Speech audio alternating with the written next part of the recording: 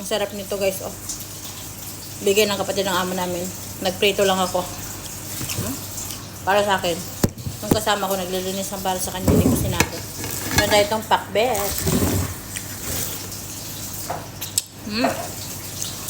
Sarap, oy.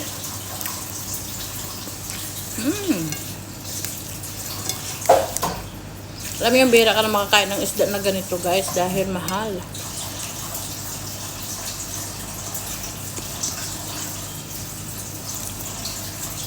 Sana kumain na din kayo.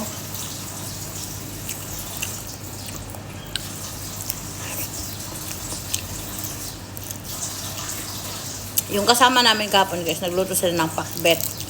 Kaya mayroon pang natira. Pinainit ko na lang. Sarap. Pero maingat kasi daming buto.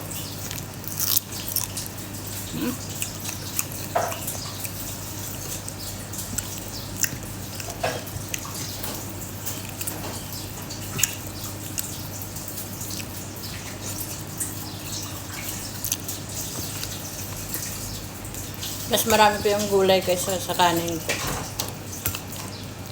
Sarap kasi yung kalabasa.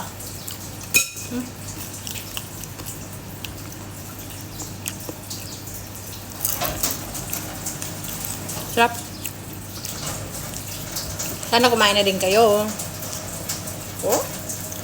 Tataba guys. Sarap. Wala akong tuyo. Tuyo ko lang mayroon. Kapag daing, mga ganito, prito, pag pinakbit, yeah,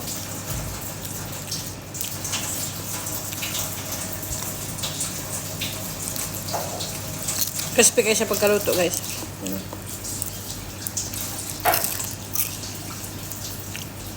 Ito lang yung nakakatakot, daming buto, no? Kaso lang, pwede mo kainin kasi nga naprito siya ng maayos.